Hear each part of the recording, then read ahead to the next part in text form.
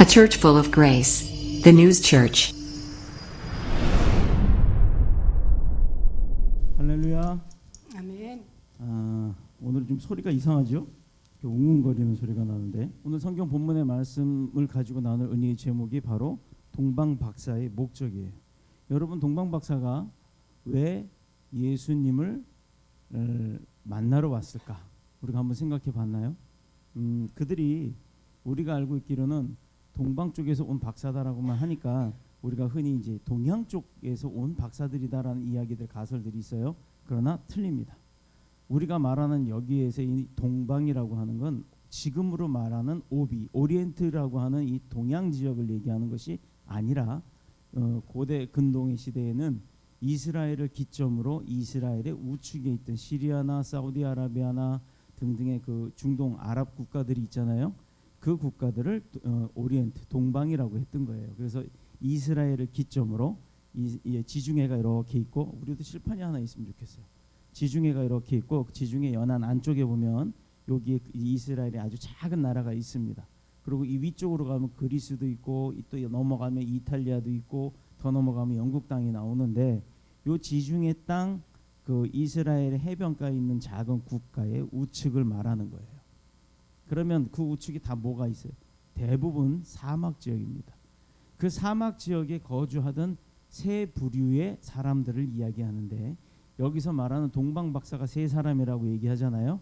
이 세 사람의 인종을 따져보면 게르만족인 백인, 그 다음에 이집트 쪽, 여기 지중해의 이스라엘 아래쪽에 보면 이집트 땅이 있잖아요. 이집트 땅, 시나이반도 넘어서 이집트 땅, 그리고 그 더 넘어가면 뭐가 있냐? 아프리카가 있어요.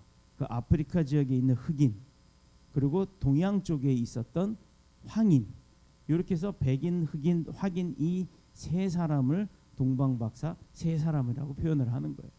그러면 여러분들이 아시다시피, 그 마이크를 저랑 좀 바꿔주실래요? 이게 뭐가 문제가 있네요.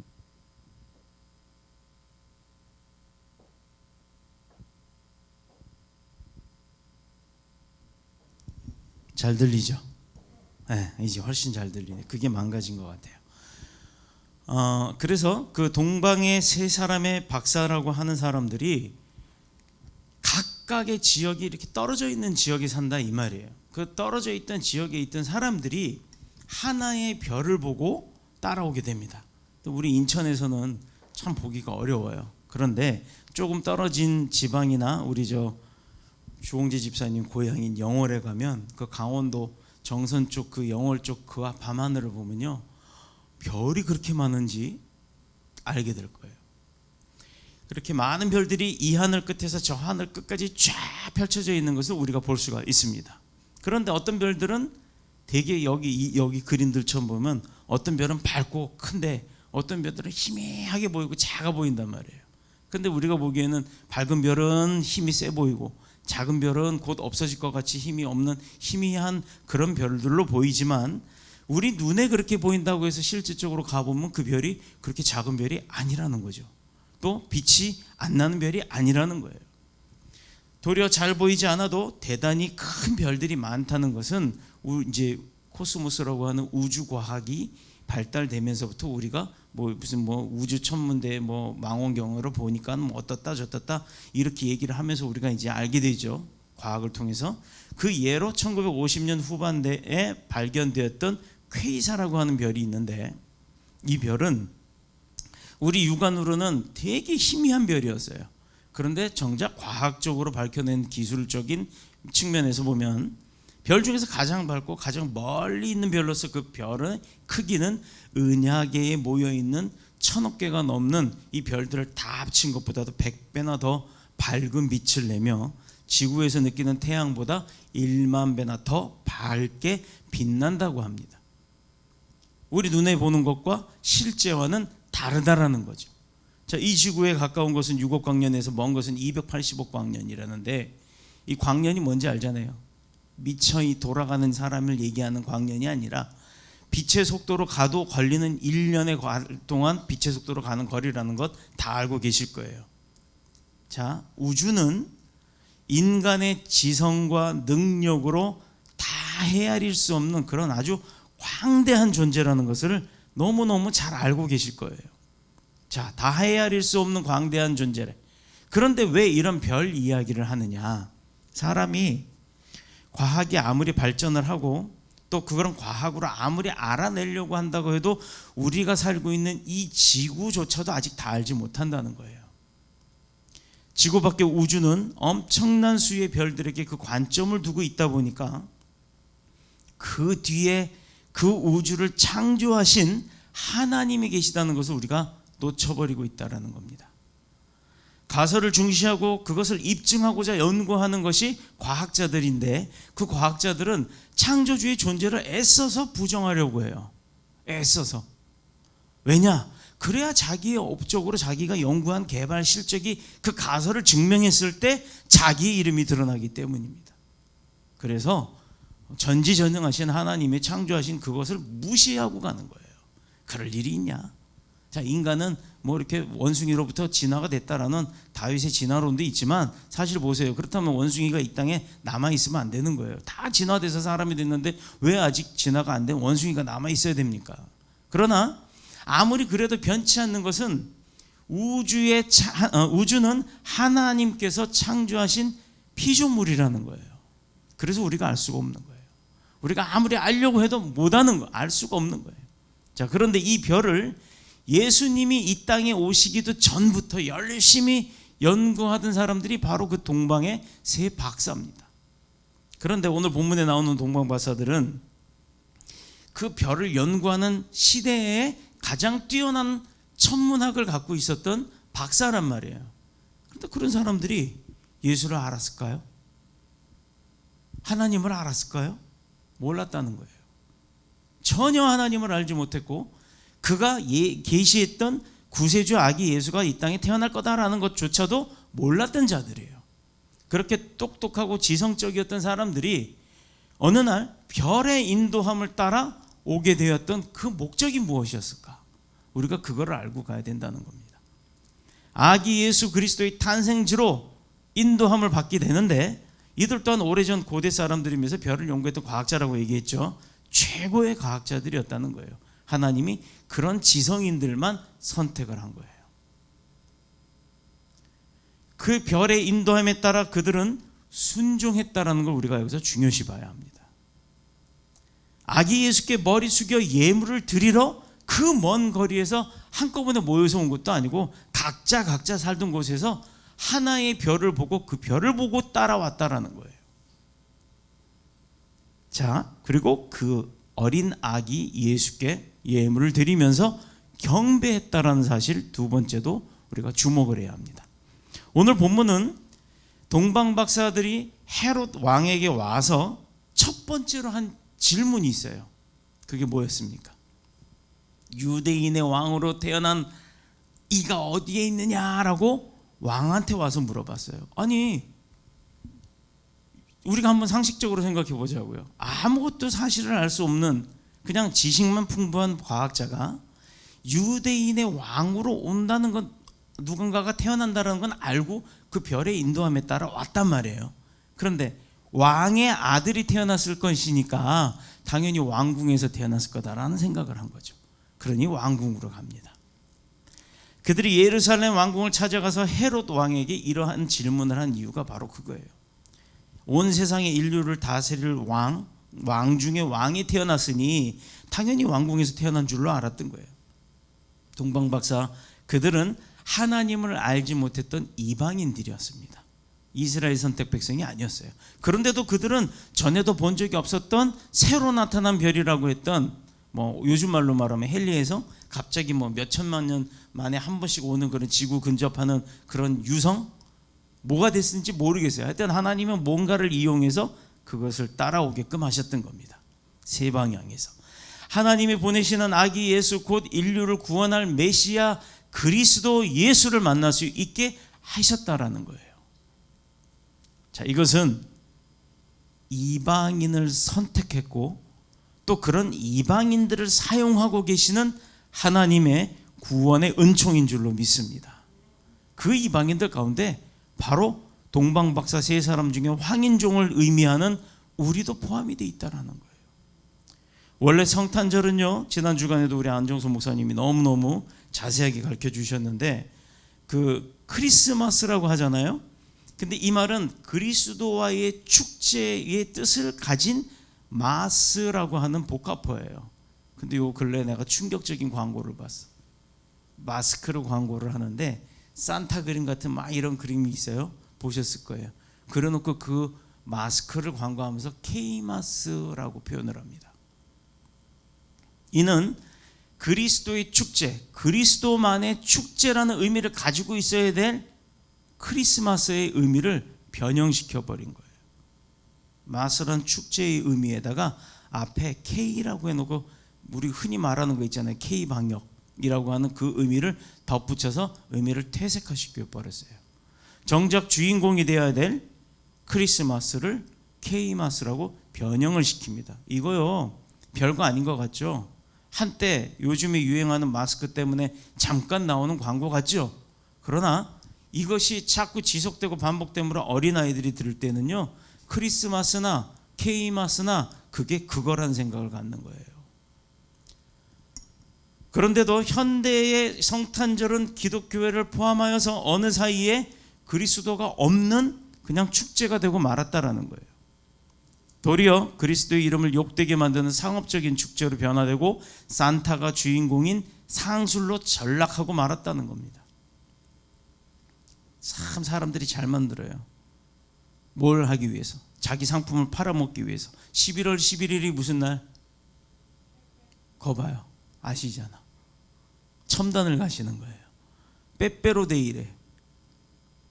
그러면 3월 3일은? 아, 맞아요. 삼겹살 데이래. 참 지어내기도 잘 만들어. 그리고 뭐 또 무슨 짜장 블랙데이, 뭐 짜장면 먹는 날? 4월 4일이에요 그게? 왜 4월 4일이 짜장면 데이인지 모르겠습니다. 하여튼 이래요. 그러니 12월 25일로 명명되어 있는 크리스마스는 전 세계가 동일하게 성탄절로 지내는데 유일하게 안 지내는 나라가 있어요. 북한. 12월 25일이 북한도 공휴일은 공휴일이에요. 기념일이에요. 그런데 크리스마스라고 해도 아기 예수 탄생 기념일이 아니라 주석 탄생 기념일인가? 하여튼 뭐 주석과 관련 뭔가 된 거예요. 자, 우리가 알고 있는 그 크리스마스의 산타클로스라고 하는 그 산타클로스는 스페인의 세인트 니콜라스라고 하는 성인이에요. 지역을 많이 돌봤던 교역자입니다. 가톨릭의 교역자예요. 그가 자기 생일인 12월 5일을 기념해서 어린아이들, 못 먹고 헐벗고 굶주렸던 추위에 떨었던 그 동네 지역의 어린아이들에게 자기 사비를 털어서 옷도 사주고 선물도 사주고 먹을 것도 사주고 했던 그 날을 기념을 해서 유래했던 거지. 그건 12월 5일이 산타크로스 날이잖아요. 근데 왜 예수 그리스도가 태어난 크리스마스가 산타크로스가 왔다 갔다 하는 날이 됐는지, 이건 우리 기독교인들이요 참 깊이 반성을 해야 될 문제입니다. 기독교인들이 외치질 않아서 그래요. 기독교인들이 크리스마스가 메리 크리스마스, 해피 크리스마스 아니에요. 요즘에 교묘하게 또 해피 크리스마스로 바꿔가요. 오랜 세월을 거치면서 서양 세계는 박앤세일을 하는 날로 바꿔버린 거예요. 백화점에서. 이것이 더욱 성탄절을 상업화하는데 공헌하고 말았던 겁니다. 산타크로스라는 의미를 덧붙여서. 자, 그러나 세속사회가 어떤 성탄절을 보내든지 간에 주님을 섬기는 주님의 교회는 메시아 탄생이라는 하나님의 거룩한 구원의 역사를 대변하고 기념하고 또 복되고 영광스러운 성탄절로 그 본질의 축하가 계속해서 이어져 가야 될 줄로 믿습니다. 누가가 기록한 대로 예수 그리스도의 탄생은 온 백성에게 미칠 기쁨의 큰 기쁨의 소식이 전해지는 거예요. 즉 누가복음 2장 10절에 온 백성에게 미칠 큰 기쁨의 좋은 소식이다 라고 얘기했던 것이 틀림없기 때문에 성탄절의 의미는 퇴색되어야 되면 안 되는 거예요. 그런데 이사야 선지자는 이사야서 9장 6절에 분명히 표현을 합니다. 그의 탄생을 예언을 해요. 아기 예수의 탄생을 예언을 하면서 뭐라 그랬냐면 평강의 왕이 나신다라고 했습니다. 평강의 왕. 여러분, 우리가 인사를 하고 안부를 물을 때 식사하셨어요? 라고 하는 거 많이 들어봤죠. 그거는요, 예전에 우리가 그 보릿고개가 있고 어렵게 살 때 그 동네 주민들한테 한 끼 잘 먹었느냐 이거 안부를 묻는 거였어요. 요즘 그거 누가 해요? 형님 식사하셨습니까 형님? 이거 하는 사람들이에요. 왜? 건달들은요, 윗대가리들은 어떨지 모르지만 아랫사람들은 밥 한 끼 먹기도 힘들거든요. 그래서 서로 안부를 지금도 형님 한 끼 하셨습니까? 이걸로 안부를 묻는 거예요. 그러면 우리는 뭐라고 물어야 돼요? 믿음의 사람들은 샬롬, 평안을, 당신에게 축복을 부어주는 거예요. 그 사람에게. 그때 보세요, 이 이사야가 분명히 말하기를 평강의 왕이 나신다, 오신다. 예수 그리스도를 믿는 사람들에게는 마음에 평강이 있어야 돼요. 평강, 평안, 안식, 위로, 편안함, 쉼 등등의, 뭐가 내가 부족하고 어렵고 힘들고 그럴 때는 평강이 오질 않아요. 그러나 예수 그리스도가 내 안에 있을 때는 평강이 임하게 되는 줄로 믿습니다. 왜냐? 평강을 주러 오신 분이 그분이기 때문이에요. 없어도 편안해요. 모자라도 편안해요. 내가 아파도 편안할 수밖에 없는 게 예수 그리스도가 이 땅에 오신 목적이에요. 그렇듯이 동방 박사들이 예수 그리스도를 만나러 온 목적이 무엇인지를 오늘 알아보려고 하는 거예요. 이것은 예수님이 빌라도의 신문을 받을 때도 빌라도가 물었어요. 네가 유대인의 왕이냐? 라고 물었을 때 마태복음 27장 11절에 보면 뭐라고 대답하셨어요? 그래, 내가 왕이다. 이렇게 하셨나요? 아니에요. 참 예수님 지혜롭죠. 네 말이 맞다. 이렇게 얘기를 하셨어요. 이건 뭐냐면 황희정승도 네 말도 맞고 네 말도 맞고 하면 물텀벙이라 그래요. 목회도 그렇게 하라고 하는데 그렇게 하면 성도들은 그래요. 목사님이 이렇게 하자 했더니 이모 그렇게 하자 그랬다. 또 이렇게 하자, 저 사람이 그랬더니 또 이렇게 하자 그랬다. 그럼 자기들끼리 싸움이 일어나 버려요. 보세요. 내 말이 옳다라고 하심으로 인해 자신이 온 인류의 왕이 되심을 본인의 입으로 증명하지 않았어요. 빌라도가 맞냐라고 질책을 하고 추궁을 하는 거였지만 그 추궁하는 사람의 입에서 나온 말을 본인 스스로 인정하게 하신 게 예수님의 지혜라는 거예요. 우리가 이런 걸 보고 배워야 돼요. 내가 한 게 아니에요. 빌라도가 네가 유대인의 왕이냐? 그러니까 네 말이 맞다. 이 말이 뭘까요? 본인이 스스로 자만해서 얘기한 게 아니라는 거예요. 네가 이미 알고 있지 않느냐? 뭘 묻냐? 이렇게 이야기하신 거예요. 자신의 온 인류의 왕 되심을 그렇게 증명하셨던 거예요. 비록 베들레헴의 구유, 마을 구유, 거기에서 태어나신 아주 초라한 모습으로 태어나기는 했음에도 불구하고 천하 만민에게 완벽한 구원을 주실 수 있는 왕으로 오셨다는 겁니다. 그러니까 말 한마디가 다른 거예요. 그래서 우리가 흔히 말할 때 보면 리더나 회사의 사장은 욕을 먹을 수밖에 없어요. 그런데 그 사람들이 보통 그 말 하잖아요. 그 사람이 지금 화가 났는지 아니면 기쁜 건지 얼굴에서 표현이 드러나질 않는 거예요. 좋은 리더는, 좋은 사람은 자기의 감정을 드러내지 않는다는 겁니다. 1장 21절에 보면 그가 자기 백성을 그들의 죄에서 구원하실 자라 이렇게 표현이 되어 있는데, 역사적으로 세상에 많은 왕과 영웅들이 있잖아요. 위인 정기 같은 거 보면. 근데 그들 중에서 누구 한 사람도 자기 백성을 위해서 약속한 것을 다 지킨 사람이 없다는 거예요. 자기를 위해서 뭔가 해낸 사람은 많았어도 자기가 스스로 백성들을 위해서 뭘 한 사람들은 거의 없어요. 아니, 없다고 봐야죠. 그들도 실상은 연약한 인간들이었잖아요. 그래서 예수 그리스도께서도 이 땅에 성육신에서 인간의 모습으로 오시고 십자가에 달려서 죽는 것까지는 인간의 모습이에요. 그렇죠? 누구나 할 수 있어요. 그 옆에 달려 죽었던 강도 두 사람도 똑같이 십자가에 달려서 죽었단 말이에요. 거기까지는 사람이면 누구나 할 수 있어요. 근데 죄 짓고 형벌받아 죽는 강도와 죄 없이 우리의 죄를 용서해 주려고 하나님의 목적을 이루려고 달려서 죽임을 당한 예수님과의 그 모습은 똑같아요. 뭐가 달라요? 똑같이 달려 돌아가셨잖아요. 타인에 의해서. 그런데 다른 게 나옵니다. 여기서 우리가 이 신앙 때문에 하는 거예요. 우리는 이 강도들은 그렇게 해서 부활했나요? 한 강도는 구원을 받았을 뿐이지 부활하지 않았어요. 그러나 예수 그리스도는 3일 만에 말씀대로 부활하셨다는 거예요. 이게 사람이 할 수 있는 게 아니잖아요. 하나님의 아들이기 때문에 할 수 있었던 겁니다. 바로 이거예요. 우리가 크리스찬들이 믿는 믿음은 바로 이 부활신앙을 믿고 사는 거예요. 그렇기 때문에 못할 게 없죠. 죽었다 사신 분이면 생명도 다루는 분이에요. 우리를 창조하신 분이에요. 우리가 살고 누리는 모든 생사의 만물을 만드신 분이에요. 딱 이렇게 하면 또 안티기독교인들 그러죠. 그러면 코로나는 왜 만들었어? 왜 만들었어? 자, 우리는 뭐라고 대답할까요?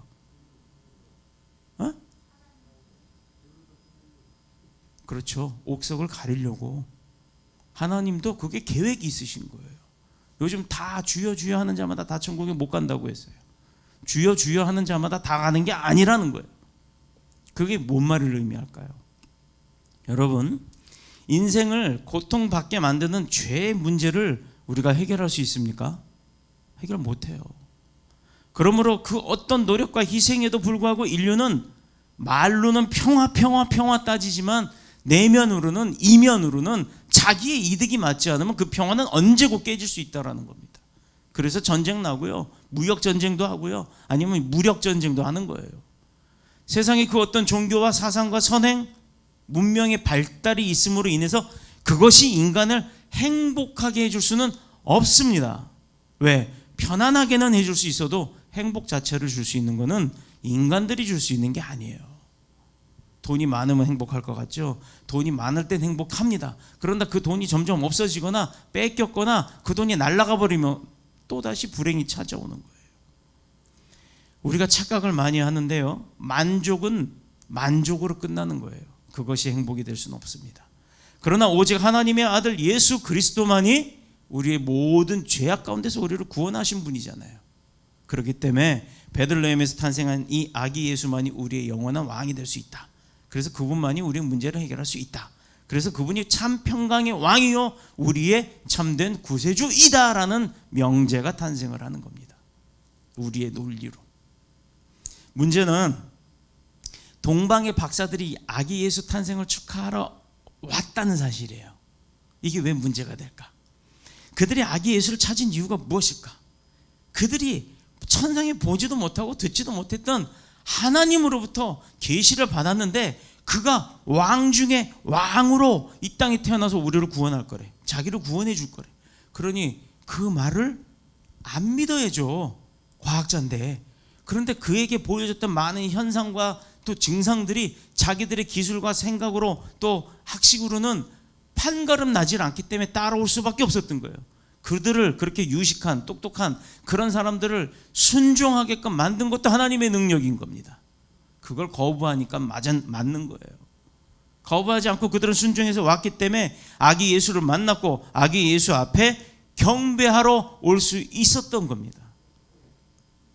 여기서 경배라는 단어는요, 나 자신을 낮춘다라고 했잖아요. 지난 주간에 우리 안 목사님. 맞아요. 프로스쿠네오라고 하는 단어인데 이것은요 어떻게 보면 절하다, 엎드리다, 그리고 가치를 높여 돌려드린다라는 그런 의미를 갖고 있습니다.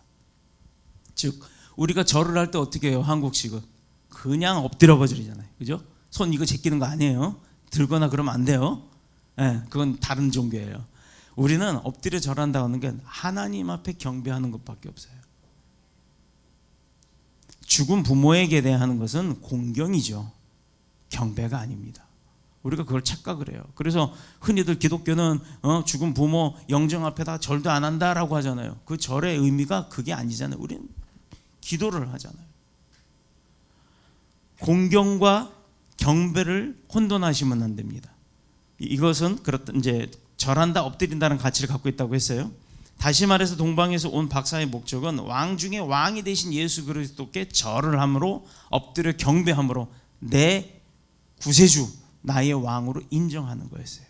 그를 보내신 하나님께 모든 영광을 돌리기 위함이었다라는 거예요. 그게 동방 박사들이 그렇게 먼 길을 각각의 처소에서 하나의 별을 보고 아기 예수 탄생하신 데까지 오신 목적이라는 겁니다. 자, 본문 11절 보니까 집에 들어가 아기와 그의 어머니 마리아가 함께 있는 것을 보고 엎드려 아기께 경배하고 보배합을 열어 뭐를 줬다?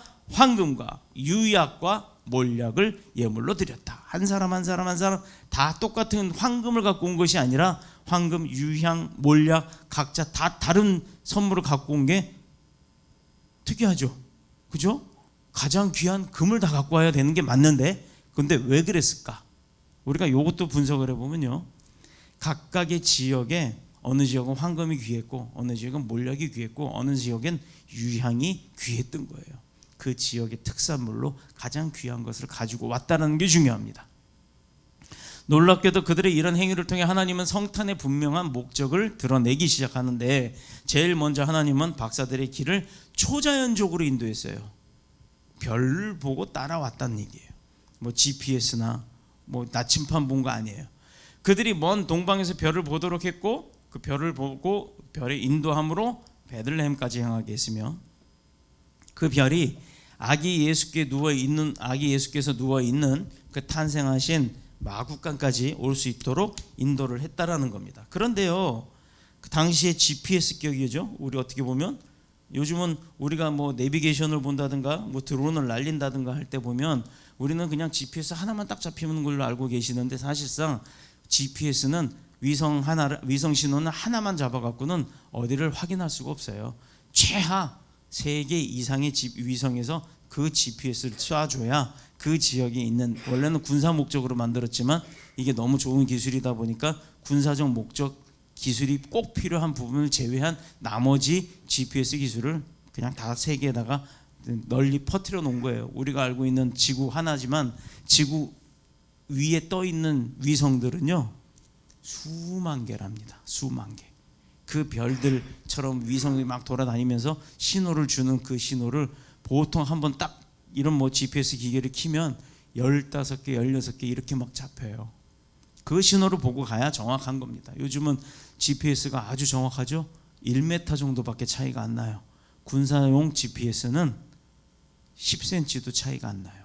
정확하게 원위치가 딱 때립니다. 우리는 가만히 서 있지만 지구가 돌잖아요. 그래서 내가 이 자리에서 팡 쏴도 지구가 가기 때문에 사실은 포물선을 이렇게 그리고 날아가는 거예요. 우리가 그 지구과학 하신 분들은 다 아실 거예요. 당시에 GPS 격인 별을 통해 박사들이 안내를 받았으니까 박사들이 막 헤매고 오는 게 아니라, 소문을 듣고 오는 것이 아니라 딱 위성 하나, 별이라는 위성을 하나 딱 보고 그 별의 인도함에 따라 왔으니 쉽게 왔잖아요. 그게 보통 기쁨이겠어요? 개고생 안 하고 낙타 타고 그러고 왔겠지만 한 번에 올 수 있었다라는 거죠. 그게 바로 하나님의 인도하심, 성령님의 감동하심. 처음에는 그 의도를 알지 못해 의심할 수 있었어요. 근데 아직 거기서 의심으로 끝나는 사람들이 있는 반면에 의심을 넘어서서 확신까지 오는 사람들이 있다는 얘기예요. 마지막까지 인도함을 받은 사람들에게는 결과적으로 뭐예요? 큰 기쁨과 감사가 넘칠 수밖에 없어요. 왜? 예수를 만났잖아요. 그렇습니다. 오늘 우리도 예수 그리스도를 통해 우리 인생의 목적을 삼을 때 우리의 삶과 우리 예배는 성령의 인도하심이 없이는 이루어질 수가 없는 거예요. 근데 그 성령을 배제하는 사람도 있어요. 초자연적인 하나님의 축복의 역사가 일어나는 건데 그거를 의심하고 앉았다는 거예요. 왜? 이게 많아서, 내 의지가 강해서. 하나님이 막 주물러 만지고 계시는데도 왜 이렇게 오늘 몸이 찌뿌둥하지? 이러고 넘어가는 사람들이 있는 반면, 하나님이 막 도와서 잘 되는 일도 오늘따라 운이 좋은데? 오늘따라 뭐가 잘 맞았는데? 이렇게 생각하는 사람들. 아들 레미한테 쓱 보니까 공부하는데 막 애를 먹어요. 뭐가 잘 안 되는 것 같아. 그렇다고 해서 가르쳐 주자 그러면 지 자존심이 있어가지고 자기도 할 줄 안다고 막 이래요. 그럼 모른 척하고 있다가 쓱 봤는데 수학 문제 가고 미분적분해서 막 헤매고 있어요. 그럼 물 먹으러 간 사이에 쓱 봐가지고 몇 글자 이렇게 고쳐주고 나와요. 그러고 나면 쓱 보면 와서 지가 한 건지 누가 한 건지도 모르고, 그러고 딱 보면 풀다 보면 답이 나오니까 또 기뻐해요. 이런 부분들이에요. 자기가 할 수 있다라는 의지적 생각 때문에 도움을 거부할 때가 있다라는 겁니다. 도움이 아니라 인도하심도 거부할 때가 있다라는 거예요. 그래서 초자연적인 하나님의 축복이 역사가 일어나야 되는데 그 일어남을 거부함으로 막아버린다는 거예요. 때로는 그걸 부정할 때도 있어요. 또한 그들에게 이 동방 박사들이 예수께 엎드려 경배하면서 감사의 예물을 드림에 우리가 또 주목을 해야 될 필요성이 있습니다. 왜냐하면 박사들이 아기 예수께 드린 예물은 각각 귀한 신앙적 의미가 담겨 있어요. 황금과 유향과 몰약. 제일 먼저 황금. 예수 그리스도가 나의 왕이 되심을 고백하는 예물이에요. 예수 그리스도가 우리 왕이면, 내 인생의 주인임을 고백하면 이제는 왕이 나를 다스리잖아요. 왕이 나를 이끌잖아요. 왕이 나를 통치해 주잖아요. 뭐가 두렵습니까? 시키는 것만 하면 돼요. 근데 세상의 왕이 나를 시켜갖고 잘못하면 깜빵 가잖아요. 근데 만왕의 왕인 창조주이신 하나님이 나를 시키시는 대로 하면 순종하는데 깜빵 갈 일이 있을까요? 우리가 요거를 기준으로 좀 보면 빨리 귀를 열고 빨리 눈을 열어야 되는 거예요. 빨리 입을 열어서 불평불만이 아니라 감사와 기도와 찬양이 넘쳐나야 되는 거예요. 예수 그리스도가 우리의 왕이면, 내 인생의 주인임을 고백하면, 오늘 우리는 나의 가장 귀한 것을 아낌없이 그분께 드려도 감사와 영광으로 드려야 된다는 거예요. 마지못해가 아니라. 우리가 가진 신앙의 가치와 능력은 내가 그분께 올려드리는 그 예물로서 표현이 될 수가 있다라는 거예요. 이래 놓으면 또 그냥 교회에서 돈만 말한다 어쩐다 그러는데, 그 예물의 의미를 잘 보세요. 저는 분명히 11조가 돈만이 아니라고 얘기를 합니다. 돈 다 내놓고 뭐 몇 푼 내놓고 그게 나 할 거 다 했다라 천만에요. 하나님이 그지 아니거든요.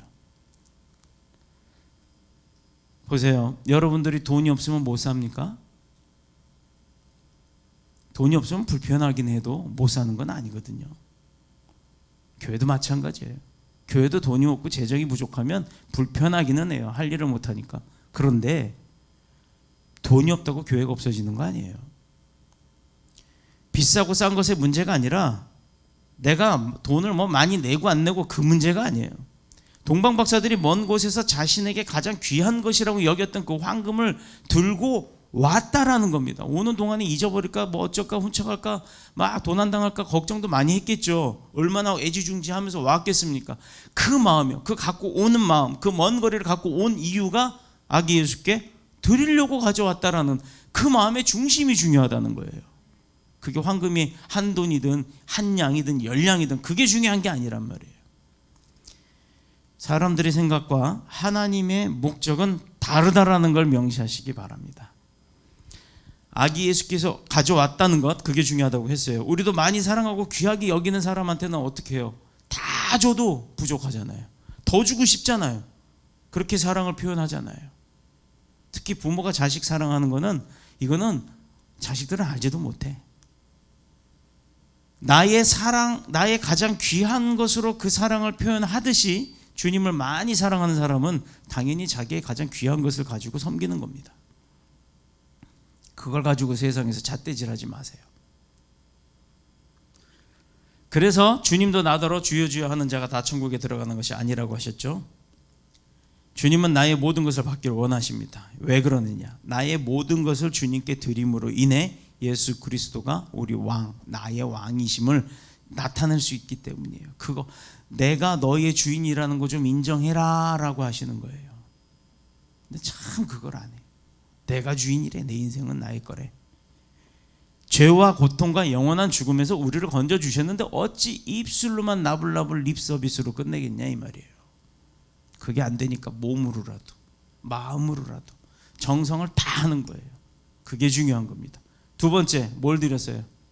황금, 유향. 유향을 예물로 드렸는데 이것은 예수 그리스도가 우리의 영원한 대제사장이 되심을 고백하는 겁니다. 그는 연약한 우리의 모든 짐을 대신 져주셨고 지금도 우리를 위해서 중보기도 해주시는 줄을 믿어요. 그렇게 알고 계셔야 해요. 그걸 믿으셔야 합니다. 그래야 살아계신 하나님이 되시는 거예요. 나를 인도하시는. 세 번째가 뭐였어요? 황금, 유향, 몰약. 이것은 우리를 위해 십자가에 대신 피 흘려 죽으신 예수 그리스도의 고난과 죽음을 의미해요. 우리가 육체적으로 죽고 나면 시신이 썩을 때 부패하는 냄새가 나잖아요. 그것을 방지하기 위해서 바르는 게 몰약이에요. 몰약.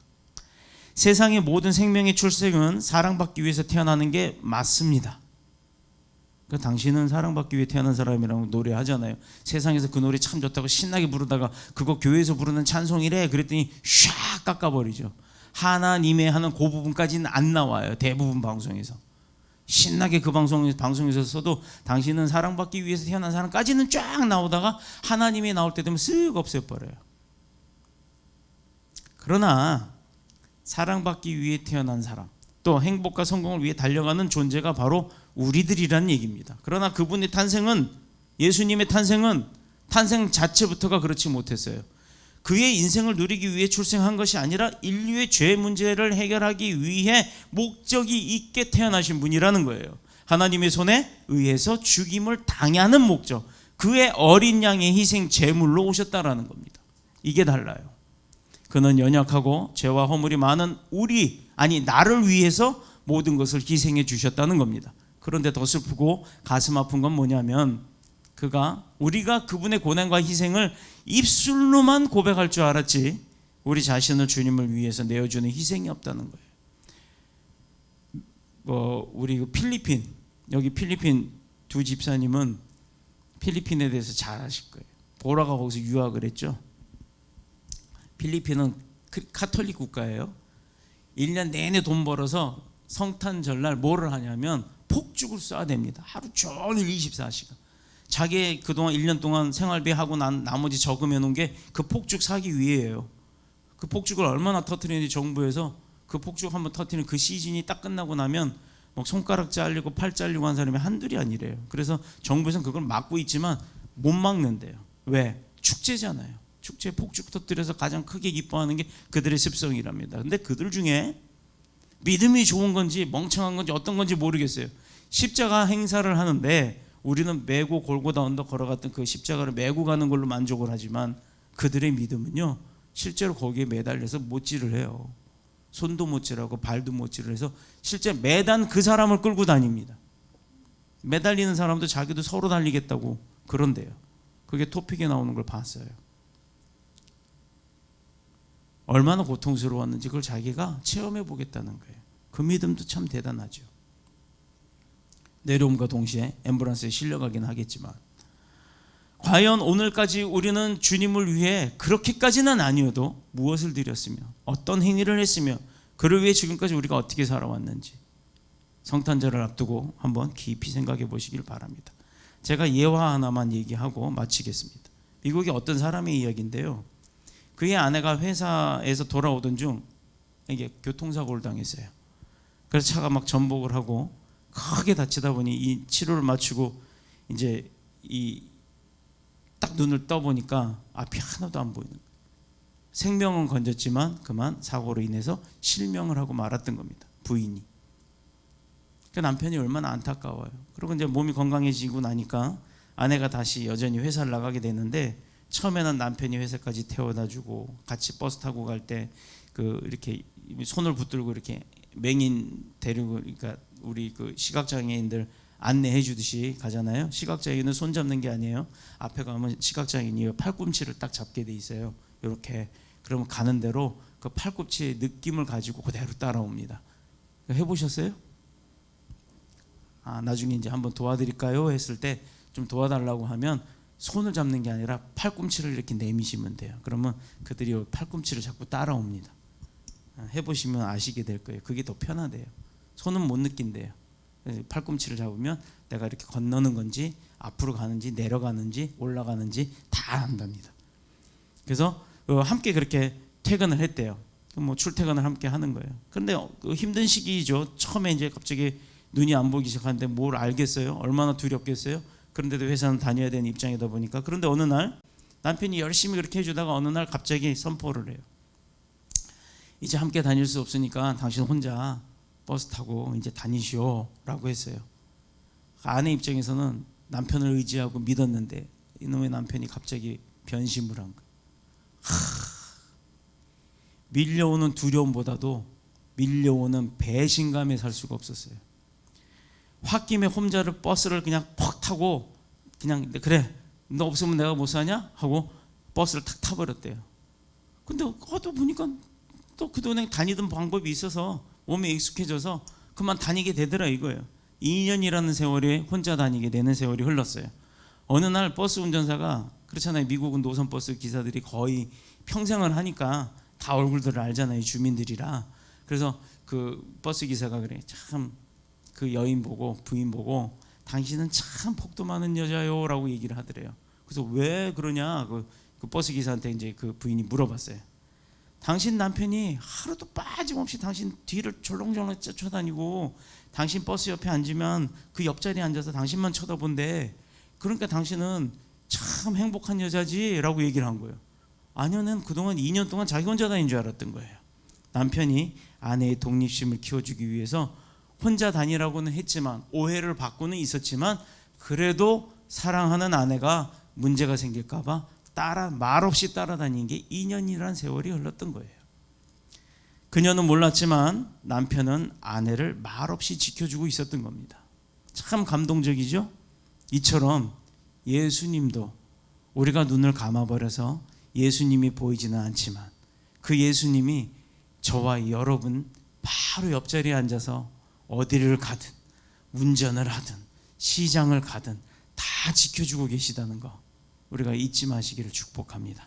내가 죄 가운데 빠져 하나님을 알지 못하고 천국 지옥도 몰랐었던 사람들이지만, 이제 예수님은 나를 위해, 이미 그런 때에도 예수님은 나를 위해 십자가를 지셨습니다.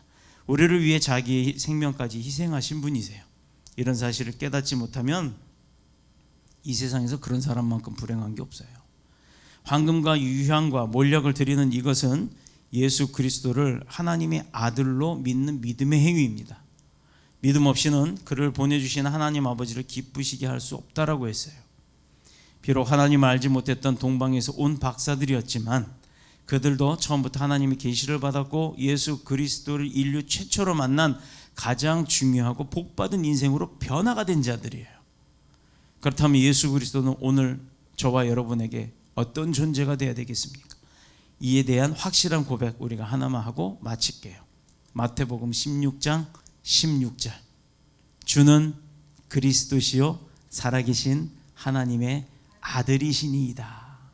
베드로의 이 고백이 우리의 참된 믿음의 고백이 되어서 세상이 아무리 바뀌어도 예수 그리스도도 그는 나와 여러분, 우리의 영원한 왕이요 영원토록 우리의 경배와 찬양을 받으실 참 하나님이심을 고백하고 또 증명하고 누리고 살아가는 저와 여러분들이 다 되시기를 그리스도이신 예수님의 이름으로 축복합니다. 축원합니다. 기도드리겠습니다.